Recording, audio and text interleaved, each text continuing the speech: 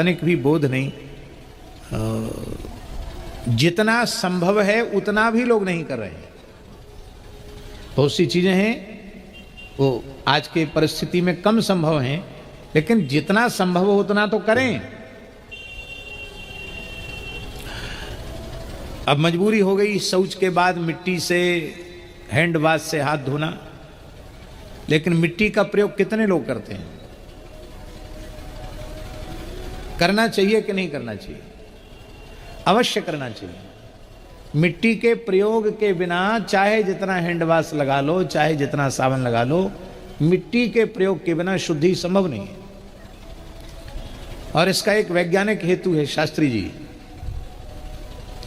मल रूक्ष नहीं होता, स्निग्ध होता है, और कुछ न कुछ स्निग्धता हाथ में रही जाती है, और मिट्टी से ही वह स्निग्धता समाप्त होती है। इसे बिना मिट्टी के संभव नहीं।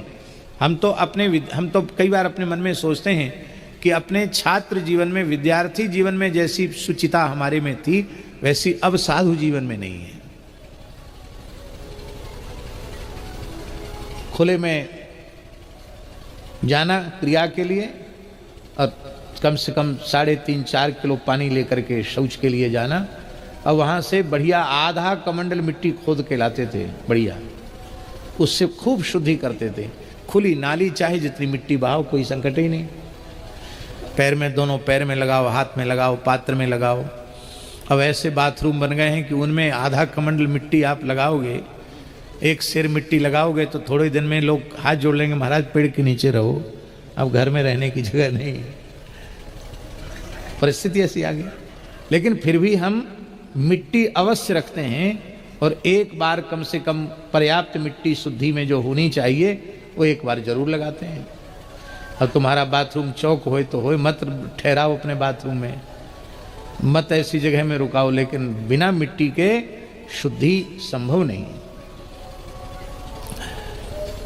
महाभारत में एक प्रकरण है, हम उसका स्मरण करते हैं, संकेत मात्र में स्मरण करते हैं। एक ब्रह्मचारी उत्तंक,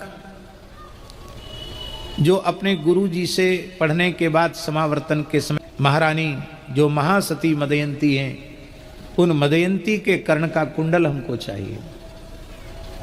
उस कुंडल की बड़ी महिमा थी। उस कुंडल को धारण करने वाली स्त्री को कभी बुढ़ापा नहीं आएगा, झुर्रियां नहीं पड़ेंगी, अमृत का क्षरण होता था उससे।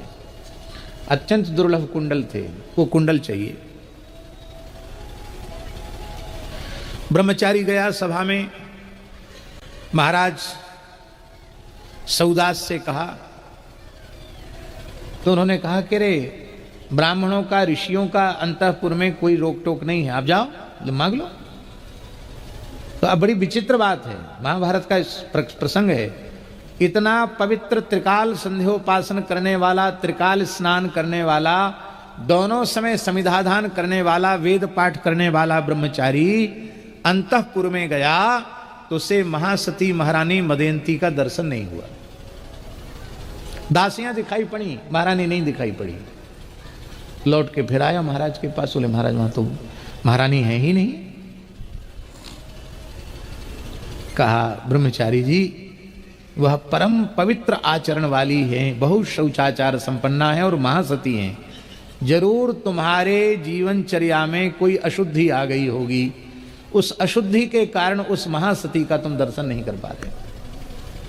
उन्हें विचार हुआ कि अरे मुझसे कौन सी आचार विचार में गड़बड़ी हो गई।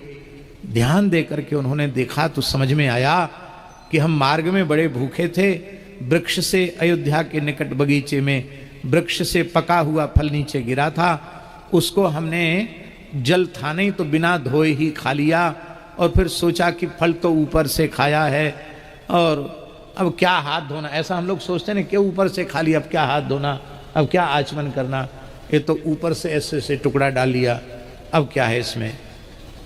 तो ठीक से आचमन नहीं किया था, फल खाकर आचमन नहीं किया, जूठे मुंह रह गए। उसी के कारण एक इतने तपस्वी सदाचारी वेद पाठी ब्रह्मचारी को एक सती नारी का दर्शन नहीं हुआ। तो जो भगवत साक्षात्कार की बात करते हैं और शौचाचार की घोर उपेक्षा करते हैं, उनके जीवन में कैसे होगा। श्री स्वामी अग्रदेवाचार्य जी के चरित्र में नाभाजी क्या लिखते हैं? सदाचार ज्यों संत प्राप्त जैसे करी आए, सेवा सुमिरण सावधान